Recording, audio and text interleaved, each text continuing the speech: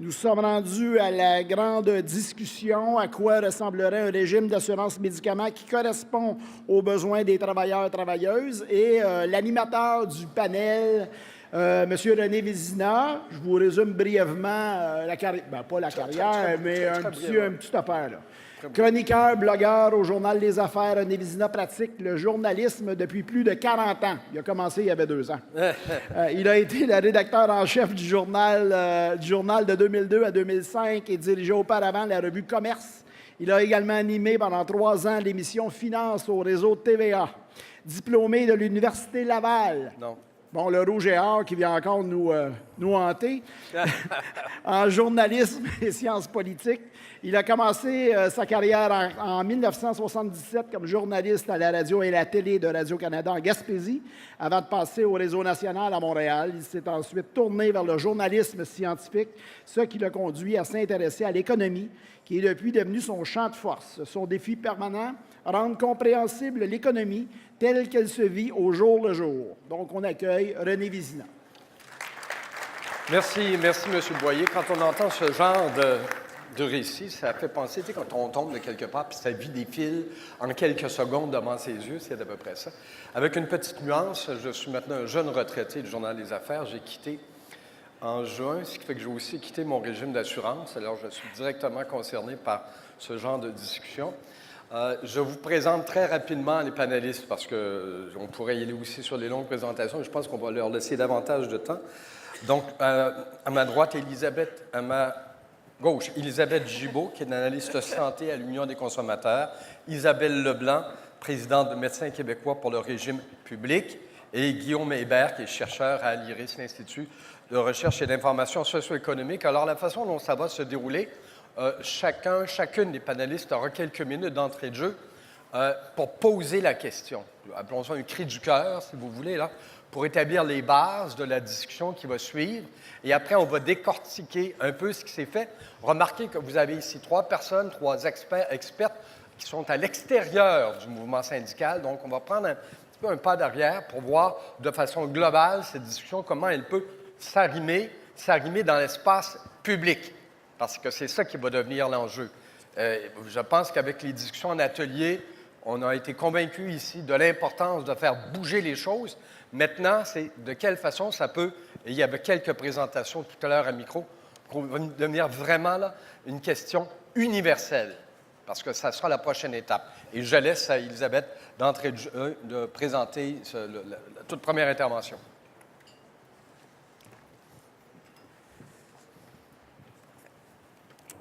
Alors, bonjour tout le monde. Elisabeth Gibault, Union des consommateurs, dans le dossier depuis bientôt 10 ans de l'assurance médicaments qu'on porte sur nos épaules vaillamment. Je peux vous dire que c'est une grande joie pour moi d'être ici aujourd'hui, de sentir que le vent tourne peut-être enfin dans ce dossier si important. Grâce à vous tous, grâce à tous ceux qui sont en action dans ce dossier-là depuis plusieurs années déjà.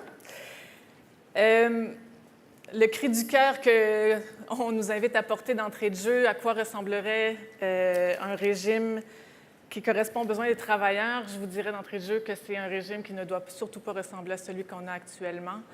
J'attire votre regard sur des populations qui sont touchées par le caractère hybride public-privé de notre régime, qui ne sont pas nécessairement des travailleurs syndiqués, ceux que nous, on reçoit dans nos bureaux jour après jour depuis des années, donc depuis 1997 avec l'instauration du régime qu'on a actuellement.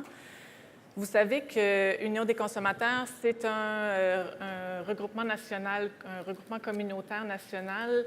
On est une fédération d'ACEF. Les ACEF sont présentes sur le territoire québécois partout depuis 40 à 50 ans, parmi les plus vieux groupes communautaires au Québec.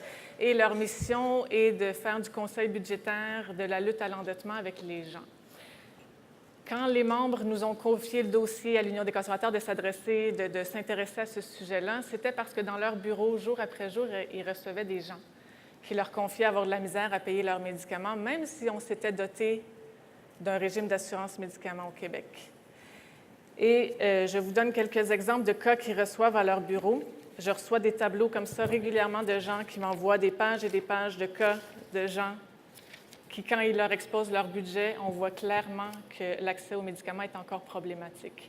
Et c'est la première raison qui nous a amenés dans ce dossier-là. C'est une raison de justice sociale, d'accès équitable aux médicaments. Et c'est en creusant le dossier qu'on en est arrivé à trouver les solutions. Et l'autre problématique qui est le contrôle des coûts, qui est catastrophique, vous l'avez bien vu avec Marc-André Gagnon hier, et la solution qui semble si évidente quand on se met à creuser le dossier, qui est celle d'avoir un régime entièrement public d'assurance médicaments. Alors, si je vous donne des exemples pour des populations qui sont en dehors du milieu syndical, des exemples d'iniquité liées au caractère hybride de notre régime d'assurance médicaments, je peux vous parler d'un cas soumis par la CEF du Nord à Montréal d'une femme de 64 ans qui vit seule et qui prenait des antidépresseurs et des médicaments pour l'asthme qui étaient remboursés par l'aide sociale. Par contre, la dame recevait, au moment de rencontrer la conseillère budgétaire, venait de commencer à recevoir une rente d'invalidité. Les médicaments n'étaient donc plus couverts et elle n'avait plus les moyens de se procurer ces médicaments. Elle a donc cessé de prendre ces antidépresseurs et les médicaments pour l'asthme, elle a demandé l'aide de son médecin par des échantillons que le médecin a pu lui remettre pour essayer de pallier son besoin.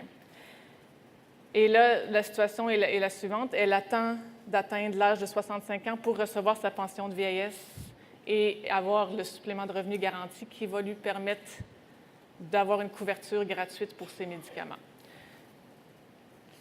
Je peux vous parler aussi de la situation de cet homme-là, d'un homme de 57 ans qui doit payer 120 $ de médicaments par mois, qui n'a pas de revenus, qui a épuisé ses ressources financières et qui paye ses médicaments avec sa carte et sa marge de crédit. Et là, ses cartes sont pleines au maximum. Et là, il est pris à la gorge et vient voir une ACF pour dire « Qu'est-ce que je fais? J'y arrive plus du tout. » Dernier exemple, une femme de 30 ans qui est en couple. La dame est demandeur d'asile. Le médecin lui a prescrit, parce qu'elle est enceinte, lui a prescrit des médicaments pour sa grossesse, dont un pour éviter l'accouchement précoce. Elle a aussi plusieurs suppléments à prendre pour bien mener sa grossesse à terme. Et comme plusieurs ne sont pas couverts par la couverture qu'elle a actuellement pour ces médicaments, elle prend seulement la progestérone pour éviter un accouchement précoce. Ça représente 41 $ par mois. Le reste, elle ne le prend pas parce qu'ils n'en ont pas les moyens. Etc. Là, je vous ai montré mon tableau. J'en ai des pages et des pages comme ça. Alors, toutes ces situations ont fait en sorte qu'à Union des consommateurs, on a parti une campagne en 2009, une campagne d'appui, dont le premier objectif était de remettre le débat sur la place publique. Pendant longtemps, les groupes ont été en action pour faire en sorte qu'on ait un régime d'assurance médicaments. On a mené la bataille pour qu'en 1997, on ait notre régime hybride d'assurance médicaments qui était un moindre mal face à l'idéal qu'on avait tous, qui était déjà l'assurance médicaments entièrement publique. Mais l'idée, c'était de remettre ce débat-là sur la place publique, de faire en sorte qu'on crée un rapport de force. Et là, on a vraiment pris notre bâton du pèlerin. On a fait, dans les 10 dernières années, beaucoup de présentations dans les différents groupes pour sensibiliser les groupes aux effets pervers de notre régime d'assurance médicaments. On a rédigé beaucoup d'articles aussi d'analyse, dont dans l'État du Québec 2016 et dans différentes revues, pour, encore une fois, sensibiliser les gens. On a organisé 2 journées d'études aussi en 2010 et 2014 pour arriver à renouveler l'argumentaire puis le bonifier. Combien ça coûterait transférer tout le monde au régime public, essayer de voir quels sont les trous dans notre argumentaire puis le bonifier. Donc, on a vraiment fait un gros travail à ce niveau-là. Et on a aussi sollicité les appuis de groupes. La FTQ a donné son appui dès 2010 à notre campagne d'assurance médicaments. Et à l'heure actuelle, on a 445 groupes et personnes influentes, experts, qui sont à bord avec nous pour militer en faveur d'un régime entièrement public d'assurance médicaments au Québec. Dont je prends le temps de vous mentionner, évidemment, toutes les grandes centrales syndicales et tous les syndicats qui sont actifs en santé et services sociaux, beaucoup de groupes communautaires nationaux. Et parmi les personnalités influentes, moi, j'avais pris la chance d'aller cogner à la porte de M. Jean Rochon, qui était le ministre de la Santé et des Services sociaux en 1997, donc celui qui a mis en place notre régime d'assurance médicaments. Et je l'ai rencontré pour savoir qu'est-ce qu'il pensait de ce que son régime avait donné ou de ce que... Et écoutez, je suis ressortie de cette rencontre-là il y a 4 ans avec une lettre d'appui. Alors, M. Rochon nous avait expliqué que pour lui, c'était clair que la prochaine étape logique était l'adoption d'un régime entièrement public et qu'il y avait différentes circonstances qui avaient fait en sorte qu'en 1997, on en était venu à avoir un régime hybride public-privé. Mais la prochaine étape logique était clairement de cheminer vers un régime entièrement public d'assurance médicaments. Et M. Rochon milite maintenant à nos côtés pour faire en sorte que que ça survienne. Donc ça, c'est intéressant de le mentionner. Il y a aussi plusieurs députés, tous les députés de Québec solidaire, le médecin bien connu Alain Vadeboncoeur et autres personnalités qui cheminent avec nous dans cette bataille. Et le dernier outil qu'on a mis en place pour étoffer ou pour mener notre campagne, ce sont des vignettes. Puis je voudrais vous les montrer rapidement avec le PowerPoint que je vous ai apporté, parce que c'est des outils qui peuvent être utiles dans vos groupes. On a essayé de s'asseoir avec quelques-uns de nos membres, puis d'arriver au plus petit dénominateur commun dans notre argumentaire, de le simplifier au maximum grâce à quelques vignettes que je vous présente rapidement. Pour terminer. Elles sont disponibles en ligne sur notre site Internet. Vous pouvez les trouver à la section santé de notre site Internet. Et c'est facile de les diffuser sur Facebook si vous voulez les reprendre. Celle-ci montre vraiment une des problématiques d'équité qu'on voit tous les jours quand on va à la pharmacie, entre autres, c'est-à-dire que 2 personnes qui rentrent dans la même pharmacie avec la même prescription vont en ressortir avec 2 factures différentes, selon que l'une soit assurée au public et l'autre au privé. Et ça, c'est la plus grande disparité qu'on voit dans notre régime, et c'est lié aux honoraires des pharmaciens. Nous, on a fait une étude terrain récemment où on a fait venir nos membres nous envoyer des dizaines de factures de partout au Québec. Et là, maintenant, vous le savez, on peut savoir les honoraires du pharmacien sur la facture, c'est inscrit. Et c'est assez effarant de voir à quel point ça peut varier et comment c'est différent selon le public et le privé. Si je vous donne un chiffre... Allez-y rapidement. Oui. Madame, je voulais juste vous dire, c'est plus du double. Donc, quand on a fait la moyenne de la compilation qu'on a faite, les honoraires du privé sont plus du double de ceux du public. Ça, c'est les autres qui nous montrent les cas réels qu'on a eu dans nos bureaux. Faute d'argent, on a eu des cas de gens qui devaient couper leur pilule en 2, qui avaient décidé de couper leur pilule en 2 pour que ça dure plus longtemps, qui s'endettaient auprès de leur pharmacien pour payer les médicaments. Donc, des pharmaciens acceptent de créer une ardoise pour certains clients. On a eu beaucoup de cas de gens qui demandaient des échantillons aux médecins pour pouvoir se soigner. Ici, c'était pour illustrer le fait qu'on n'accepterait jamais de payer 8 ou 10 $ pour un café, alors qu'on sait très bien que le prix réel est plus bas que ça, mais c'est ce qu'on accepte de faire pour nos médicaments. Donc, cette vignette illustre ça. Selon les dernières statistiques, il y a à peu près 1 personne sur 10 au Québec qui n'a pas les moyens de se procurer ces médicaments. Et là, on a un cas précis d'une dernière étude de l'IRIS de 2017 qui nous montre la disparité de prix pour des 500 comprimés d'atorvastatine. C'est assez effarant quand on regarde les chiffres vus comme ça. Hein. Et au Québec, des personnes doivent choisir entre manger ou acheter leurs médicaments. Et donc, pour conclure mon petite introduction, pourquoi pas nous? Hein? Vous voyez ici tous les pays qui ont adopté un régime entièrement public d'assurance médicaments. C'est loin d'être une idée utopique. Tous les pays qui ont un système public de santé, à l'heure actuelle, ont intégré les médicaments dans leur système public de santé, sauf le Canada et le Québec. Donc, il est largement temps qu'on rejoigne les meilleures pratiques internationales à cet égard-là. Je vous remercie. Merci. Merci, Élisabeth. Alors, vous voyez, dans ce cas-ci, malheureusement, quand on se compare, on ne se console pas. Ça sera maintenant Isabelle Leblanc, s'il vous plaît, de lancer la discussion en ce qui la concerne. Madame Leblanc. Bonjour, merci de l'invitation. Moi, je suis ici en tant que médecin clinicienne. Je suis un médecin de famille qui travaille dans Côte-des-Neiges à Montréal, donc un endroit où il y a beaucoup de gens qui n'ont pas beaucoup d'argent. Je suis aussi ici à titre de présidente de Médecins québécois pour le régime public, qui est un groupe de médecins et de sympathisants qui luttent pour un système de santé publique, comme le nom l'indique. Je suis ici, en fait, pour vous dire 3 choses. Que c'est très important d'avoir une assurance médicaments, que c'est très important d'avoir une assurance médicaments publique et que c'est très important d'avoir une assurance médicaments où on pense à la gratuité. Pourquoi une assurance médicaments? Bien, je pense que depuis hier, puis même ce qu'Elisabeth vient de présenter, c'est assez clair. Les médicaments, ça coûte cher, puis il y a des gens qui n'arrivent pas à avoir les médicaments dont ils ont besoin parce que les coûts sont trop élevés. J'ai eu un cas il n'y a pas très longtemps dans mon bureau d'une dame qui, elle, en fait, a des très bonnes assurances. Elle est d'origine américaine, elle est prof d'université à Montréal. Et elle vient d'être diagnostiquée avec une maladie chronique, la maladie de Crohn's, qui est une maladie inflammatoire de l'intestin.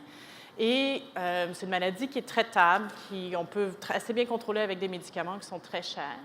Et quand je discutais avec elle de son diagnostic dans mon bureau, elle pleurait, mais elle pleurait, elle pleurait. J'avais de la difficulté à comprendre. C'est sûr que c'est bouleversant, ça change une vie. Mais elle m'a regardée et elle m'a dit, ça veut dire que je ne pourrai plus jamais retourner dans mon pays. Parce qu'aux États-Unis, je ne peux plus être assurée si j'ai une maladie chronique et je ne pourrai jamais me payer les médicaments. Donc, le fait qu'on ait une assurance médicaments qui empêche quand même des cas aussi dramatiques que ça au Québec, c'est bien, mais notre assurance médicaments, il y a beaucoup d'iniquités, beaucoup de difficultés d'accès et beaucoup de gens qui ont à payer vraiment trop cher pour leurs médicaments. Elisabeth donnait l'exemple de quelqu'un dont le médecin doit lui donner des échantillons. Bien, pour que le médecin ait des échantillons, ça veut dire que le médecin doit rencontrer les représentants pharmaceutiques. Quand je suis arrivée ici ce matin, dans le lobby de l'hôtel, il y avait des représentants pharmaceutiques, parce qu'eux aussi ont un congrès ici aujourd'hui, qui parlaient de stratégie pour convaincre les médecins que les médecins donnent leur nouveau médicament qui est très, très cher, puis pour eux, atteindre leur cible.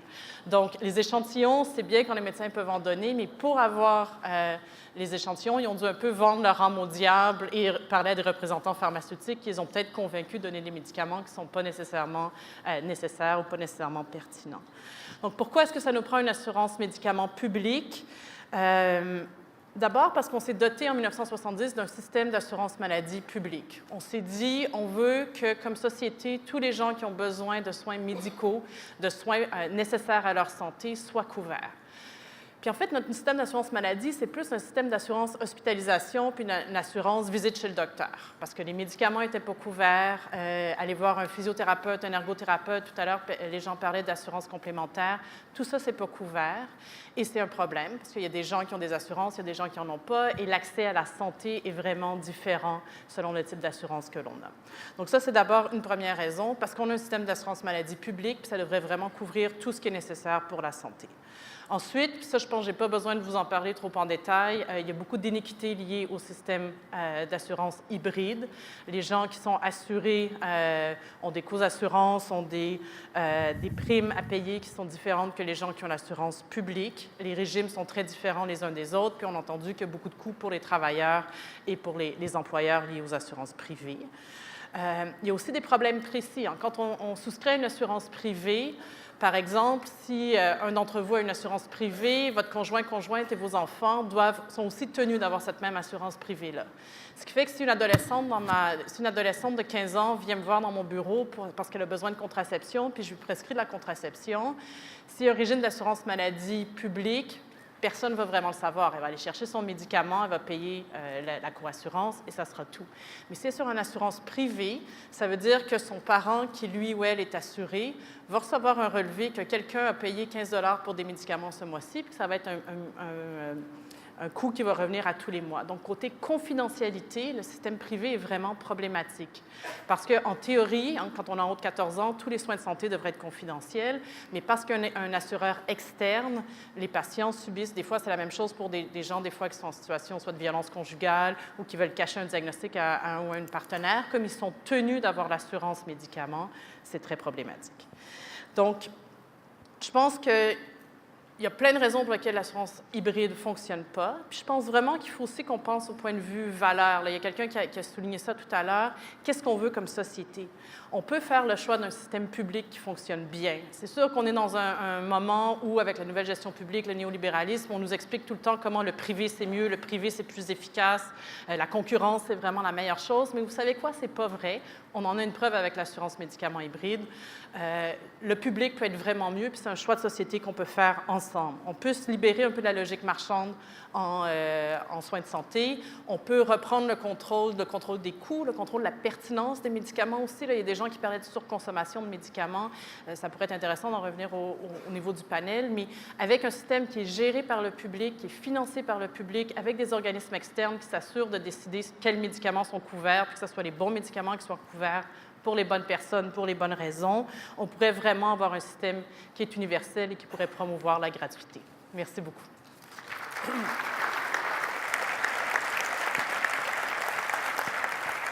Merci, Mme Leblanc. Vous voyez, M. Dubreuil, à vous de passer pendant que vous vous rendez. Là.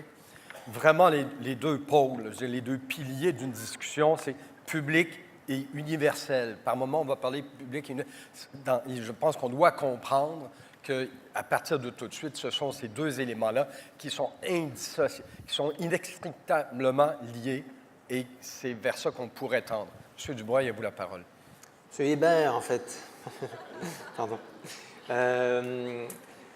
Bonjour. En arrivant ici, j'apprenais que notre... Pas de problème, il n'y a aucun problème.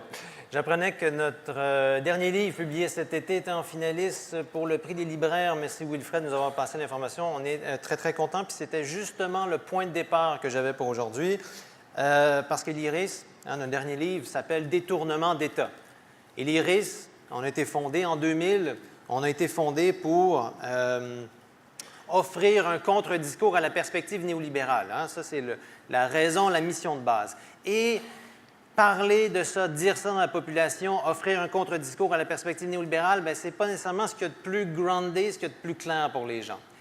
Et ce que je me suis aperçu, ce que j'utilise le plus présentement comme terme, c'est exactement cette idée du détournement. En fait, l'IRIS a été fondé en 2000 pour offrir un discours contre le détournement de l'État. Parce que le néolibéralisme, c'est ça. Le néolibéralisme, ce n'est pas une disparition de l'État, c'est un État qui change de mission. C'est un État qui, de plus en plus, se met au service d'intérêts privés. Et pourquoi est-ce que je commence en disant ça? Parce que le régime hybride d'assurance médicaments au Québec et la politique du médicament en général offrent une illustration parfaite de ça. C'est peut-être la meilleure illustration qu'on a de ce détournement des ressources de l'État. Le climat d'investissement favorable qu'on a absolument voulu créer, c'est pour ça qu'on a des prix aussi élevés, qu'on a été aussi timide et permissif avec les entreprises pharmaceutiques, c'est qu'on dit si on leur garantit des prix élevés, et si on leur donne des subventions, et si on leur donne des crédits d'impôt, et si on leur donne tout un ensemble de cadeaux, ils vont s'installer au Québec, ils vont créer de l'emploi, on va avoir des retombées, ils vont faire de la recherche et développement et tout le monde va être gagnant. Hein? Donc, on a voulu créer un climat d'investissement favorable et on a vu que tout ça, finalement, on a largement perdu à beaucoup d'égards. Hein? L'argent qu'on met là-dedans, ce n'est pas l'argent qu'on récolte. Donc, cette obsession à vouloir créer un climat d'investissement favorable, ça fait partie de notre approche du médicament. C'est un problème. Deuxième exemple, les régimes d'assurance privée d'assurance médicaments. Hein. Je pense que là, vous commencez à voir le portrait. Vous en avez parlé pas mal. Ces régimes-là sont coûteux, ils sont fragmentés, ils sont inefficaces. Ça aussi, il n'y a rien qui nous obligeait à mettre sur pied un modèle dans lequel ces régimes-là existent. Hein. On aurait pu fonctionner autrement, on aurait pu faire un régime public, on aurait pu agrandir le régime public. On a décidé de créer ça. Encore là, c'est un exemple où l'État a agi dans l'intérêt d'une minorité. Et on sait à quel point Claude Castonguay, l'homme des assurances, c'est comme ça qu'on devrait l'appeler, avait poussé très fort pour ce régime-là. Et troisième exemple, le système permet aussi aux pharmaciens, hein, ça aussi c'est l'autre bout qu'on a vu, vous l'avez abordé aussi ici, à quel point on est généreux envers les pharmaciens, puis à quel point, en plus du coût d'ordonnance, il y a un coût de délivrance qui se rajoute, hein, qui nous fait perdre même les avantages par rapport au reste du Canada. On a un coût, hein, on a une politique qui est censée nous garantir le prix le plus bas au Canada. Le Canada étant un pays où les coûts sont extrêmement élevés, mais à l'intérieur du Canada, on se retrouve à payer plus cher parce qu'on a des coûts de délivrance, hein, la cote du pharmacien qui est extrêmement élevée. Donc, en matière de médicaments, pas seulement celle-là, mais dans le cas du médicament, c'est flagrant, on peut dire qu'on a, on a une approche où les ressources de l'État, où la politique de l'État ne sert pas l'intérêt de la majorité. Alors, c'est tout simplement ça qu'il faut inverser maintenant. Il faut qu'il y ait un État qui renoue avec une forme de leadership, en fait, dans le domaine du médicament, qui utilise la force de l'État pour faire exactement l'inverse de ce qu'il fait depuis 20 ans présentement. L'État, la question de l'État, c'est pas... L'idée, ce n'est pas d'avoir confiance dans l'État. Hein. L'État, il faut le voir comme un outil. L'outil peut servir à des intérêts, une minorité d'intérêts, des intérêts privés, des intérêts restreints, ou l'État peut servir à la majorité. Un régime universel d'assurance médicaments, c'est exactement ça que ça fait. Ça renverse la tendance de ce qu'on fait depuis 20 ans. Ça met fin à un grand nombre d'inefficacités. On va y revenir. Ça met fin à des archaïsmes. On peut les appeler comme ça maintenant. Et je dirais même qu'à force d'écouter des témoignages, ça m'a fait un certain nombre d'humiliations. C'est à ça qu'un État devrait servir. Un État au service du bien commun, c'est ça qu'il devrait faire. Et présentement, on a une superbe proposition pour ça au Québec. Je ne veux pas prendre trop de temps d'entrée de jeu, alors je vous dirais seulement, en dernier lieu, que souvent on va dire que l'IRIS est contre, toujours contre les solutions de marché. Bien, ce n'est pas vrai. Dans ce cas-ci, on appuie tout à fait une approche qui utiliserait des solutions de marché. L'État, s'il utilisait son efficacité, la force qu'il peut avoir, dans ce cas-ci, il pourrait absolument mettre en compétition les pharmaceutiques pour se donner, pour réussir à obtenir les meilleurs prix.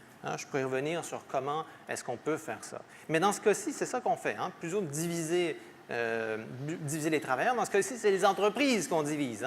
On les met en compétition et on les force à nous dire, nous, les médicaments, on ne va plus rembourser n'importe quoi. On ne va pas rembourser n'importe quel médicament qui est plus efficace qu'un placebo. On va rembourser seulement les médicaments qui offrent une véritable avancée thérapeutique de 1. On ne va pas rembourser des médicaments qui ne changent rien, qui font juste comme débarquer avec des nouvelles campagnes de marketing. Et on va rembourser seulement celles qui offrent une bonne valeur économique, donc un bon coût-bénéfice. Donc, on pourrait tout à fait faire ça, et il y a des pays qui le font déjà dans le monde. Donc, le cas de la Nouvelle-Zélande, c'est peut-être celui qui a été le plus cité. Ce n'est pas le seul, mais ce n'est pas pour rien qu'ils se sont retrouvés à avoir parmi les prix des médicaments les plus bas. C'est exactement ça qu'ils sont faits. Ce n'est même pas un gouvernement de gauche qui a fait ça. En Nouvelle-Zélande, c'est un gouvernement qui se sont dit on va appliquer des politiques de marché très drastiques pour les mettre en compétition et on va gagner des meilleurs prix comme ça. Donc, je m'arrête ici pour l'instant pour continuer sur les moyens, les outils qu'on peut se donner un petit peu plus loin. Merci. Merci, M. Hébert. Désolé de vous avoir débaptisé tout à l'heure. Écoutez, je serais tenté de commencer parce que là, vraiment, on a eu des démonstrations. Des démonstrations au niveau du terrain individuel. Vous, avec vos clientèles, vous venez nous dresser un portrait plus global. Mais ça va tout dans le même sens. Et je pense qu'à la suite des discussions en atelier, ce qu'on a eu, les données qu'on nous a présentées, la question qui s'impose, c'est mais comment se fait-il que ça n'a toujours pas bougé et qu'on en est toujours à ces régimes hybrides, alors qu'au niveau des prix, au niveau de la desserte de la clientèle, de l'efficacité, du coût pour l'État, bref, l'ensemble des données montre qu'on est dans une impasse. Et pourtant, on en est encore là à débattre. Comment ça se fait? Je ne sais pas qui peut commencer à répondre. Madame Leblanc? Bien, je pense que il y a clairement, c'est très lucratif pour certaines personnes. Je pense que c'est ça le nœud de l'histoire. Donc, les compagnies pharmaceutiques, clairement, les compagnies d'assurance aussi, on sait que c'est vraiment un des éléments qui a poussé vers un régime hybride plutôt qu'un régime public. Puis il y a des gens donc, qui ont tout intérêt à ce que ça continue. On a entendu parler tout à l'heure de la hausse de prix des primes. Bien, quand les primes augmentent, c'est qu'il y a quelqu'un quelque part qui fait de plus en plus de profit. Donc, c'est très lucratif. Puis je pense que c'est là où il faut regarder. Il faut regarder qui gagne. C'est pour ça que ça peut encore bouger. Ça va prendre un lobby encore plus fort que le lobby des pharmaceutiques puis des assurances. Fait que ça va être le lobby de la population, des syndicats puis des autres groupes, je pense, qui vont vouloir se battre pour ça, qui vont pouvoir faire changer les choses. Alors, ce que vous dites, c'est qu'il faut établir un nouveau rapport de force, en fait. Voilà. M. Hébert? Moi, je pense qu'on a fait un pari et qu'on l'a perdu. Quand on a décidé de se donner un régime d'assurance médicaments hybride, comme celui qu'on a au milieu des années 90, il y avait la question du déficit zéro, il y avait la conjoncture politique. Certains se sont dit c'est le compromis que ça nous prend. Un régime universel va être trop compliqué, va coûter trop cher, donc allons pas là. Et on a fait un compromis. On s'est dit on va en faire un ou on va faire partie de tout le monde va y trouver un peu son compte. À la limite, l'avantage de ça, c'était que tout le monde était couvert. S'il y a un avantage au Québec par rapport au reste du Canada, c'est censé être celui-là. Tout le monde est couvert. C'est un régime général. Il n'est pas universel, mais il est général.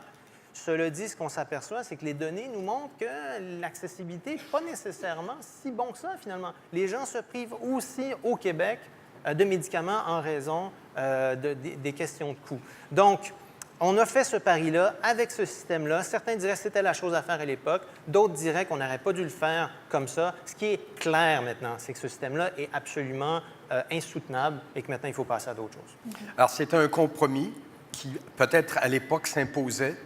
avait l'air d'être sensée, mais qui dorénavant ne correspond plus aux besoins.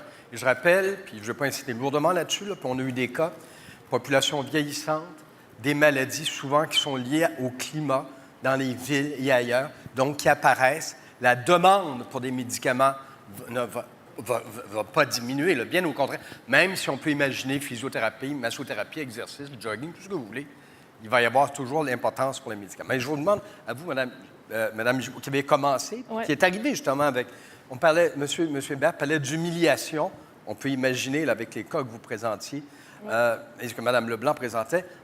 Encore là, comment se fait-il que ça a perduré?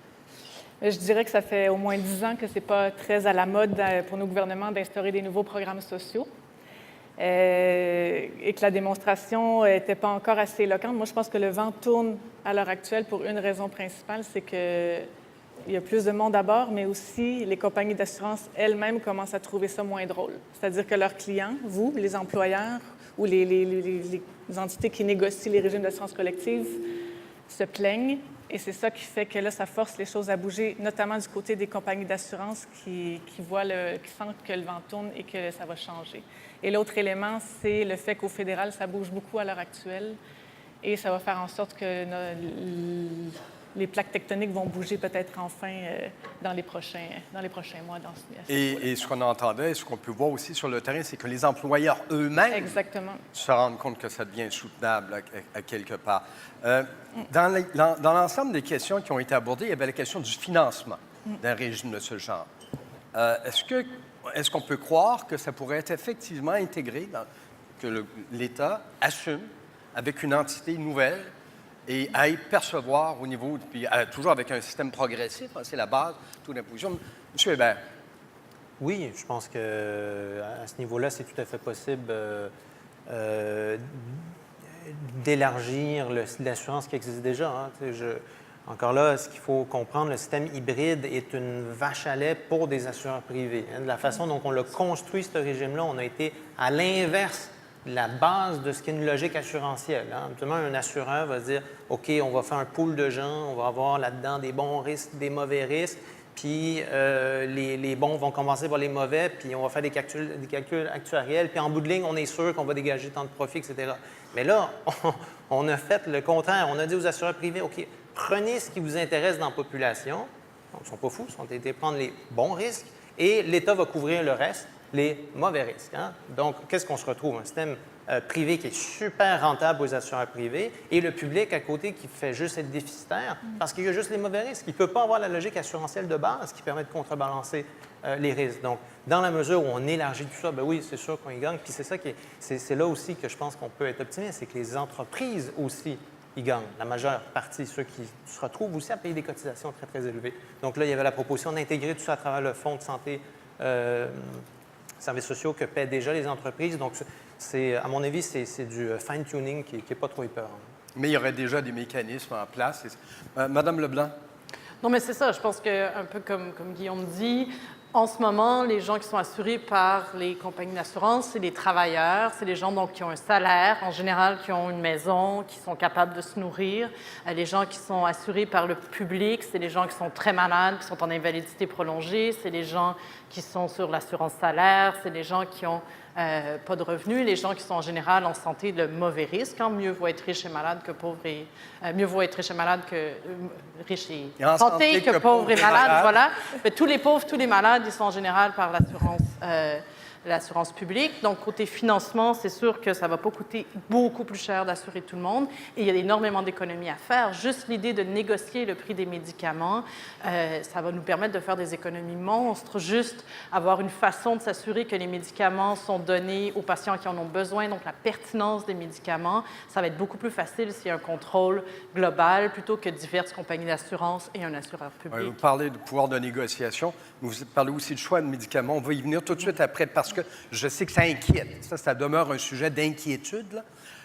Mais on va y venir tout de suite après. J'aimerais terminer avec Mme Gibault là-dessus. Donc, ce financement-là, il serait à notre portée. Tout à fait. En 2014, il y a le SCFP qui a financé une recherche qui est très intéressante, qui a été faite par la firme d'analyse économique d'Ameco, qui montrait l'impact économique de l'élargissement du régime public si on intégrait demain matin, avec les paramètres actuels, les 63 de Québécois qui sont assurés au privé, dans le régime public, quel serait l'impact économique. Puis on allait voir l'impact économique pour les pharmaciens, pour les assureurs, pour les consommateurs de médicaments et pour le gouvernement. Et la conclusion générale qui se dégageait, c'est qu'il y avait tout à fait moyen de transférer à coût nul l'ensemble des Québécois dans le régime public dès demain matin en gardant les mêmes paramètres, c'est-à-dire en gardant une prime, une franchise et tout. Donc, c'est tout à fait à la portée. C'est pas du tout une utopie de penser qu'on peut élargir le régime, contrairement à ce que, à cette époque-là, le ministre Barrett se plaisait à répéter, qu'on allait créer un programme social qui allait coûter 10 milliards pour en sauver 3. C'était tout à fait faux. Hein. Alors, c'est ce que vous... Allez, continuez là-dessus. Oui, si je peux me permettre, il y a le bout des coûts d'administration aussi, qui est une administration très, très simple et efficace. Pourquoi? Parce qu'en matière d'assurance, on a vu la même chose en assurance santé, on voit ça un peu partout. Les assureurs publics ont des coûts administratifs qui sont autour de 2 et les assureurs privés ont des coûts d'administration qui sont 10 et même plus élevés. Pourquoi? Bien, pensez-y, si vous avez un régime public, bien, vous avez l'économie d'échelle, d'avoir un régime dans lequel tout le monde va fonctionner. Donc, vous avez un système relativement simple qu'on applique à une grande quantité de gens, tandis que les régimes privés, qu'est-ce qu'on se retrouve? On a un régime privé par employeur. C'est tout plein de petits régimes qu'il faut administrer pour des petits groupes. Hein? Et ça fait monter beaucoup les coûts administratifs. Toute cette diversité, cette façon-là d'appliquer les choses, en plus, évidemment, de la nécessité de dégager des profits dans les régimes privés. Donc, c'est une illustration très simple pour montrer que dès qu'on passe au régime public, en matière de coûts d'administration, en partant, on vient de descendre à 2 Et vous, ça, on a abordé. Je vous reviens à Mme Leblanc. Vous êtes au cœur de cette mêlée, vous qui avez... Il y aurait éventuellement des arbitrages. Vous parlez de la maladie de Crohn, il y a des gens qui ont besoin. Il y a souvent des médicaments très, très chers qui sont administrés à des gens qui ne forment qu'une toute petite portion de la population. Est-ce qu'un régime public et universel devrait quand même en arriver à faire des choix, peut-être déchirants éventuellement? Bien, je pense que tous les régimes doivent faire des choix déchirants. Moi, j'avoue que je suis un peu... J'ai été très émue d'entendre la personne qui disait « Ah, ben moi, dans mon milieu de travail, il y a une personne qui paye, qui est très malade, puis c'est parce qu'à cause du coût de ces médicaments, nos primes à tous ont augmenté. » C'est quelque chose auquel je n'avais jamais pensé, je dois dire. Puis en termes d'humiliation, c'est vraiment horrible. Je n'ai jamais pensé que ça pouvait être quelque chose qui arrive à des patients.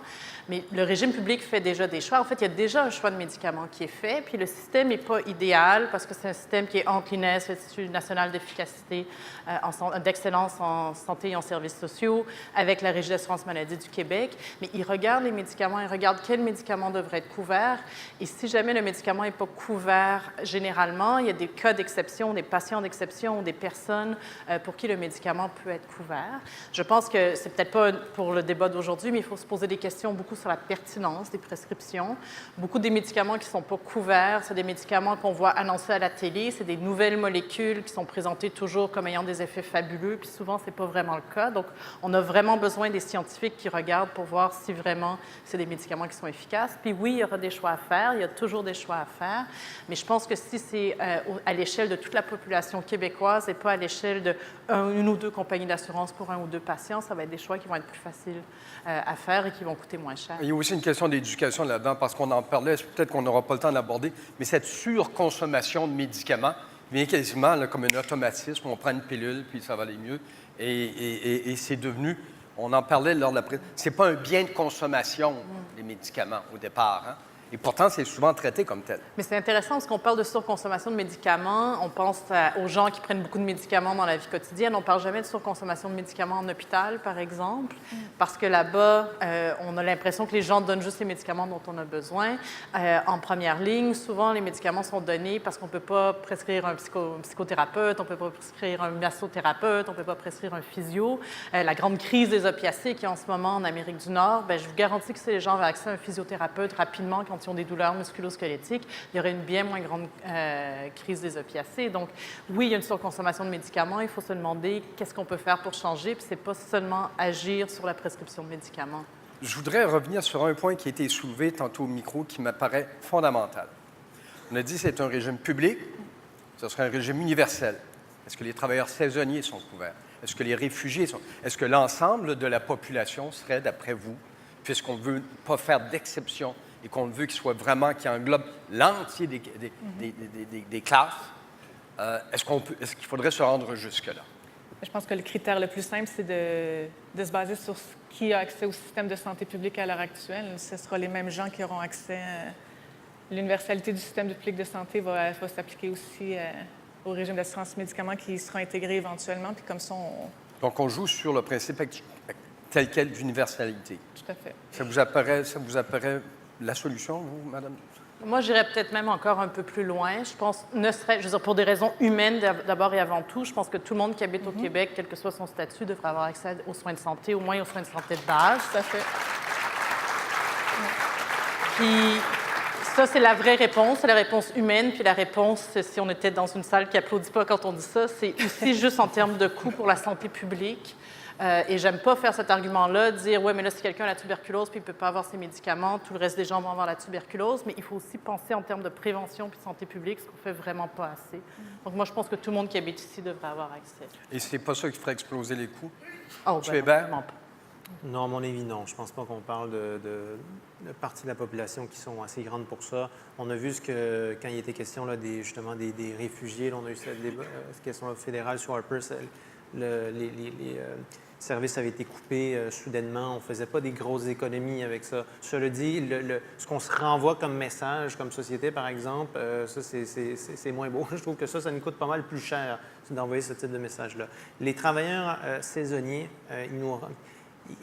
c'est une catégorie dont on pourrait débattre longtemps de ça. C'est un problème en soi qu'on se soit déplacé vers cette façon-là de fonctionner, mais c'est un service qui rentre à la société en étant là, en faisant du travail précarisé comme ça. Même chose, les réfugiés, c'est des obligations qu'on a par rapport à des conflits dans le monde, dans lesquels on a un rôle aussi à jouer. C'est la moindre des choses qu'on considère ces êtres humains-là comme les autres êtres humains. Il y a des obstacles à la mise en place d'un tel régime. Il y a des obstacles, il y aura des gens, des opposants, il y a des lobbies qui vont se manifester, et ce n'est pas les plus petits. Est-ce que vous pensez que ça peut cheminer et que cette discussion qui est basée sur des éléments tant humains que même, j'allais dire, financiers, comptables à la limite, là, qu'il sera possible de contrer ces lobbies-là? Et de quelle façon? Oui. Moi, pour ma part, il y a des batailles qui sont plus difficiles que d'autres, disons. Celle-là, je pense que si le mouvement social lève, grâce à des événements comme ceux-ci, des organisations comme les syndicats au Québec et le mouvement communautaire, etc., si cette bataille lève, il y a plusieurs pièces qui sont plutôt comme du bon côté, là. Que ce soit la question des finances publiques, j'en parlais tout à l'heure, la question du régime public qui est déficitaire, ça ne fonctionne pas, ça paraît mal, cette affaire-là. Le système est dysfonctionnel. Le coût que les gens payent, les consommateurs, donc on parle une grande majorité des gens et c'est là la clé, c'est qu'à l'intérieur du monde du privé, bien, il y a une division. Hein? Donc, combien de fois est-ce qu'on a vu les travailleurs se faire avoir parce qu'on les a divisés? Bien là, c'est exactement le contraire qu'il faut faire. Il faut profiter de la division chez les employeurs pour forcer à la majorité d'entre elles à supporter un autre régime. Donc, on le voit au Canada anglais présentement. La bataille est quand même révélatrice. C'est une bataille qui est très forte, qui n'a pas beaucoup encore d'écho au Québec, mais la bataille est forte. Pourquoi? Parce que justement, on a des camps qui sont pesants des deux côtés. Et à chaque fois qu'il y a un débat sérieux qui se fait, puis qu'on réussi à se dissiper la propagande faite par les lobbyistes de l'entreprise pharmaceutique, un coup qu'on traverse ce mur-là, le monde finit par se rendre compte que le mécanisme le plus intelligent, c'est un régime universel. Donc, moi, je suis assez optimiste. Et donc, parce qu'il y en a beaucoup, il y a toute une série, il y a des échelles, il y a le pharmacien, il y en a un paquet, là. Chacun y trouve un peu son écho. Ça va gronder, là, quelque part. Vous croyez qu'il y a un rapport de force suffisant qui peut s'installer de manière à ce que la discussion progresse, Mme Leblanc? Bien, je pense que oui. Je pense que les gens sont de plus en plus sensibilisés. Je pense que quand on a eu d'abord l'assurance médicaments, tout le monde a célébré un peu qu'on a enfin une assurance médicaments. Il y avait déjà des critiques du modèle hybride, mais je pense que c'est avec le temps, c'est à l'usage qu'on se rend compte de tous les problèmes. Je pense que récemment, le fait qu'on les a maintenant, les factures détaillées là, dont on parlait tout à l'heure, quand on va chez le pharmacien, c'est tout nouveau qu'on voit c'est quoi les frais de pharmacie, c'est quoi les différents frais. Je pense que ça sensibilise aussi beaucoup les gens. Puis je pense que le débat est là. Le débat est au Canada l'anglais. Le débat revient quand même sur la scène publique au Québec. Je pense que c'est à nous de nous mobiliser. Puis je pense que c'est une bataille qui va être difficile à cause des lobbies, mais en même temps, oui, c'est une bataille idéologique pour certains d'entre nous, mais il y a aussi tellement des chiffres clairs à l'appui qui fait que ça sera, comme Elisabeth dit, ça va être à coup nul probablement, et ça va probablement améliorer la santé de nombreux citoyens. Donc je pense que oui, il y a des écueils, mais il y a vraiment une chance d'avoir une mobilisation. Et c'est aussi votre avis, Mme Gibault? Oui, tout à fait. En 2014, quand on a fait notre journée d'études sur l'assurance médicaments, Jean Rochon était le parrain d'honneur. Dans son mot de la fin, il nous faisait remarquer que dans une démocratie, il y a toujours des perdants. Dans ce dossier-là, ça ne fera pas exception, il va y avoir des perdants. Ça tombe mal parce que les perdants qu'il va y avoir dans ce dossier-là, c'est des sacrés gros lobbies contre lesquels il va falloir se battre fort. Mais il nous faisait remarquer que le consensus semble proche. Et là, on parlait de 2014. Ça fait des années qu'on le bâtit, ce consensus-là. Ça fait des années qu'on a un argumentaire assez solide en place. Et là, il nous faisait remarquer de surveiller la fenêtre d'opportunité. Et je pense que cette année, maintenant, la fenêtre d'opportunité est là. On a un momentum à saisir dans ce dossier-là et une chance réelle de l'emporter. Grâce notamment au fait que le fédéral est vraiment actif sur le dossier dans la dernière année et demie, qui a mandaté clairement un comité de travail pour travailler à la mise en place d'un régime d'assurance médicaments avec financement pour les provinces. Je pense que ça vient de faire tourner le vent. On a une réelle chance de l'emporter. Et c'est pour ça que les journées comme aujourd'hui, c'est super important pour arriver à créer ce rapport de force-là qui va faire pencher la balance définitivement. Je pense que maintenant, on a une vraie chance d'avoir une bataille, pas une bataille, plutôt une victoire dans cette bataille-là. C'est majeur. Monsieur Hébert? Souvent, quand je fais des présentations, sur à peu près tous les sujets, une des premières questions qui vient au micro, c'est « Oui, mais comment est-ce qu'on va faire? Les médias sont contenus. » Je ne suis pas d'accord avec ce point de vue-là. Puis c'est vrai que c'est résumé très vite. Puis moi, la réponse que j'ai à ça, c'est peu importe le positionnement des médias comme tel, les gains ne se font pas de la même façon quand c'est des gains sociaux à gauche, on pourrait dire, que quand c'est des gains qui se font à droite. Donc, je veux des gains plus davantage axés sur le bien commun et des gains pour des intérêts plus restreints. Pourquoi? Parce que c'est ce que nous apprend l'histoire quand on regarde comment on est capable de faire, par exemple, un système d'assurance maladie public universel au Québec et au Canada. Comment on s'est retrouvé avec ça? Toutes les forces encore là, il y avait les forces, même les médecins aux États-Unis s'étaient organisés pour empêcher qu'il y ait un régime public au Canada. C'est hallucinant la bataille de l'assurance maladie dans l'histoire. Et qu'est-ce qui a fait la différence? Parce qu'encore là, effectivement, les familles les plus puissantes, les médecins au complet, et les conglomérats médiatiques aussi étaient forts. Qu'est-ce qui a fait la différence? C'est la force des mouvements sociaux. C'est comme ça que les batailles se gagnent à gauche. Quand on fédère, qu'on a énormément de gens et qu'on est en démocratie, ultimement, on est capable de faire quelque chose. Et quand on a en plus un argumentaire béton comme celui qui a été développé autour de la proposition de régime d'assurance médicaments publics universels, je pense qu'on peut gagner. C'est juste qu'il faut voir la bataille du bon côté. Et c'est pour ça que je lance des fleurs à l'organisation de cette journée-ci au travail que fait la FTQ et les autres organisations syndicales, parce que présentement, c'est exactement ce qu'on est en train de faire monter. Voilà. Gibault? Je pense que ce qu'il faut qu'on sache tout le monde, c'est qu'on a un dossier gagnant. C'est rare qu'on peut mener un dossier qui permet d'avoir des acquis sociaux, donc des acquis pour la justice sociale en matière d'accès aux médicaments, meilleur accès, et une bataille qui nous permet aussi d'économiser de l'argent public.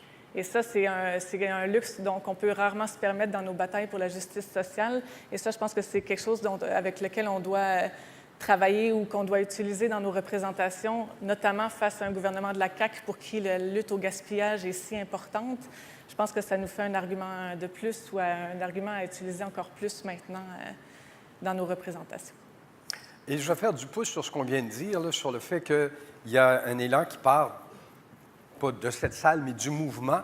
Le mouvement syndical peut-il vraiment, puis là, je vais vous demander, parce que vous êtes des acteurs dans des milieux différents, mettre le fer de lance de cette offensive?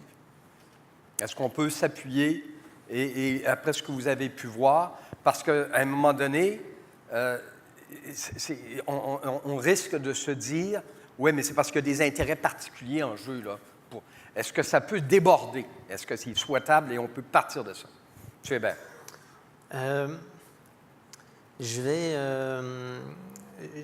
Je vais utiliser un autre exemple. En fait, c'est une des choses qui m'a, parce qu'on fait de la recherche et on s'intéresse aussi de l'autre côté à comment cheminent les idées qu'on met de l'avant dans l'espace public. Et un des exemples, une des choses qui aura été la plus instructive, c'est le printemps étudiant, la mobilisation étudiante. C'est quelque chose de quoi l'IRIS a été très proche. Parce qu'en amont, avant le début de ce qui est devenu quand même un épisode majeur de l'histoire du Québec, en amont, au début, on avait produit une déconstruction de l'argumentaire du gouvernement. On a vu ce que ça a été quand ce mouvement-là était complètement underground, souterrain. On a vu les idées circuler dans le mouvement, dans ce cas-ci le mouvement étudiant, et de plus en plus dans les médias. On a vu à quel point ça a commencé tôt, cette affaire-là, et comment on avait, ultimement, à mon avis, la recette magique qu'il y avait, c'est 3 choses. D'abord, des principes. Les principes qui sont forts. Ça a été mentionné au micro, je pense que c'est important de ramener le principe, le principe de justice sociale, d'équité, de justice sociale. Voilà. La question des chiffres, parce que oui, on est une société quand même qui a été habituée à toujours des débats comptables et on est des fois prisonnier de cette approche-là, mais il faut aussi des chiffres et je pense que c'est une des apports qu'on avait eus en 2011, en 2012, quand il a fallu alimenter le mouvement. On a montré à quel point est-ce que c'était tout à fait possible, c'était soutenable pour la société québécoise d'avoir une accessibilité aux frais de scolarité, etc., etc. Et troisièmement, et c'est le dernier morceau qui est fondamental, c'est l'intérêt collectif. Ce n'est pas une bataille qui est menée uniquement pour, à l'époque, les étudiants, comme dans ce cas-ci, ce n'est pas une bataille uniquement menée pour les syndicats, pour les membres des syndicats. C'est une bataille que tout le monde va bénéficier des coûts, des retombées, de tout ça. Présentement, les trois ingrédients sont là. Alors, tout ce qu'il faut, à mon avis, c'est renouer avec un courage, une force de frappe qu'on a peut-être plus connu dans le passé qu'à notre époque, mais je pense qu'il est en train de revenir présentement. Donc, je vous l'ai dit, je le répète encore, moi, je suis plutôt optimiste. Madame Leblanc? Bien, vous demandez si les syndicats peuvent être le fer de lance, je ne sais pas, mais ils peuvent sûrement être des catalyseurs parce je pense que les syndiqués sont parmi les plus grands consommateurs, si vous voulez, des assurances médicaments privées, parce que c'est à travers le fait d'avoir des employeurs qu'on a une assurance privée.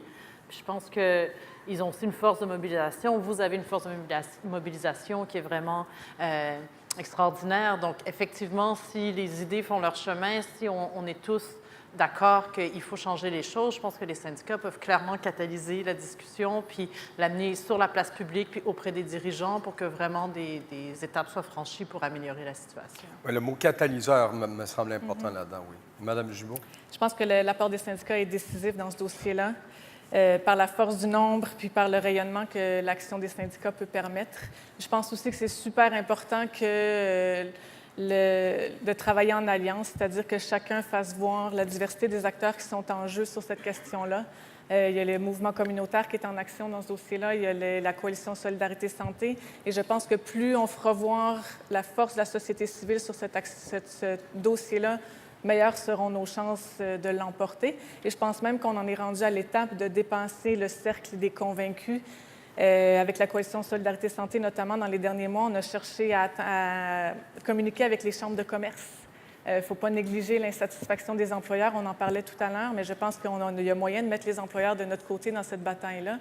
Et on a écrit à toutes les chambres de commerce pour leur faire voir quels avantages ils avaient à se rallier à nos côtés dans cette bataille-là. Et on en est rendu à cette étape-là clairement. Et je pense que dans cet aspect-là du dossier, les syndicats ont un rôle important à jouer de par les contacts qu'ils ont avec certains employeurs. Je pense qu'il y a des approches qui peuvent être faites, des sensibilisations. Et quand le dossier va arriver sur la place publique, parce qu'il va arriver fortement sur la place publique dans les prochains mois, avec notamment le rapport final du comité fédéral qui travaille à la mise en œuvre d'un régime d'assurance médicaments, quand ce rapport-là va sortir, les médias vont s'en emparer. Et là, les lobbies qui sont en train de se préparer aussi, pharmaceutiques, assurances et tout, vont sortir sur la place publique. Et là, on va se faire attaquer de tous bords, de tous côtés. Et je pense qu'à ce moment-là, la force qu'on a, le fait que les membres vont avoir été sensibilisés dans chacune de nos instances, vont nous permettre de faire un front commun efficace pour faire valoir notre point de vue puis continuer à marteler l'importance d'un régime entièrement public. Parce que vous avez sûrement entendu parler du fait qu'à l'heure actuelle, Sur la colline parlementaire à Ottawa, ce qui est revendiqué, c'est que les compagnies d'assurance et les compagnies pharmaceutiques sont très actives pour essayer de faire en sorte qu'Ottawa chemine vers un régime à la québécoise, public-privé.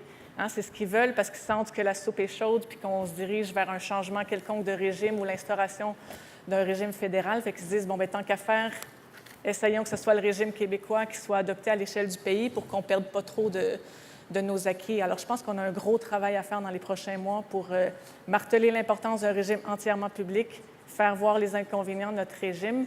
Et la diversité des acteurs en jeu actuellement sur ce dossier-là va nous aider beaucoup, beaucoup, j'ai l'impression. Je rappelle public et universel. Oui. Toujours les deux, on s'entend, là, c'est implicite.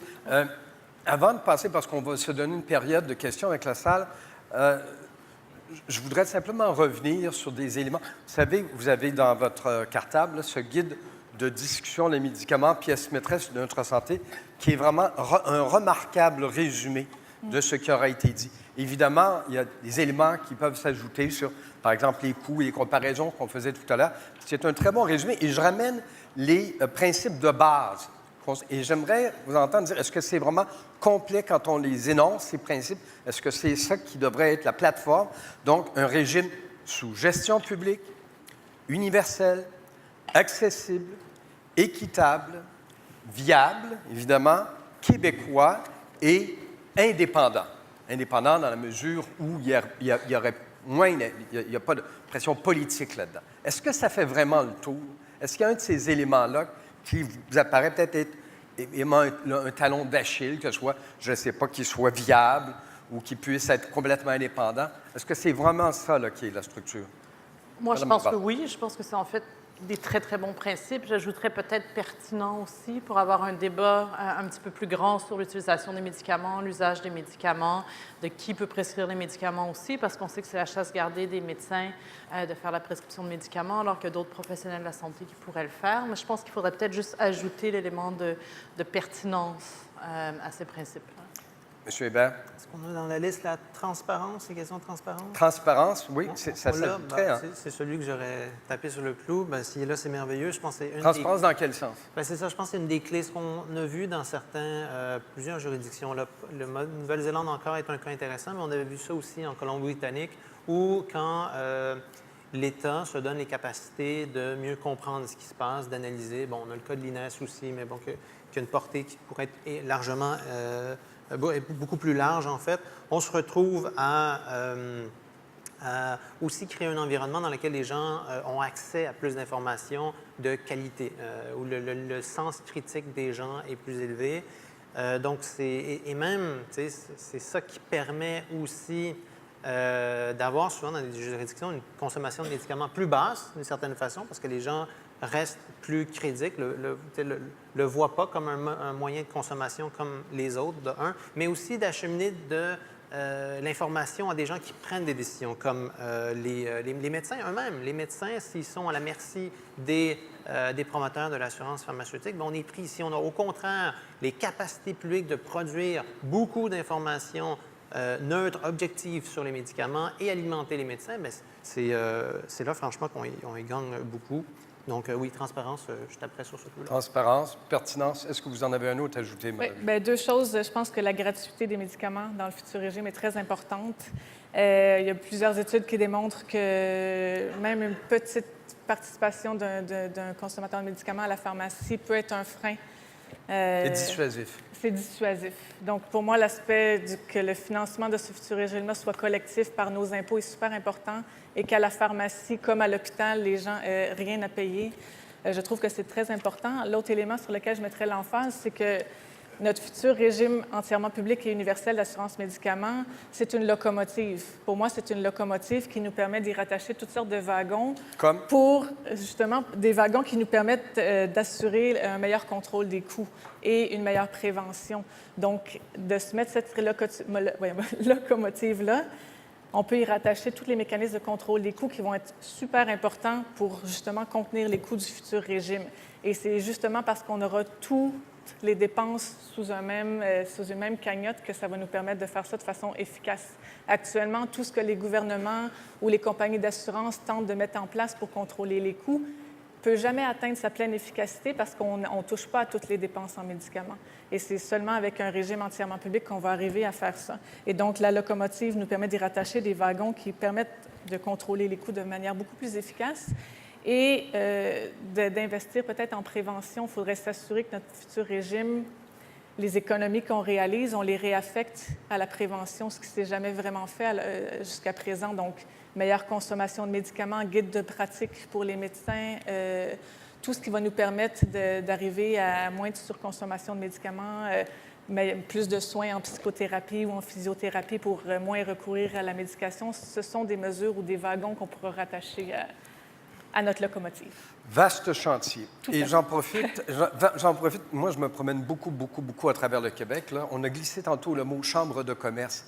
Il y a chambre de commerce et chambre de commerce. Quand vous allez en région, les chambres de commerce, c'est des organismes souvent socio-économiques. C'est le directeur général du cégep qui est le président du conseil.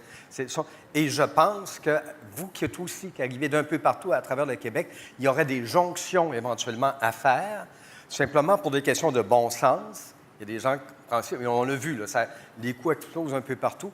Donc, il y a peut-être des alliances non traditionnelles à établir à partir du moment où c'est effectivement un vaste chantier.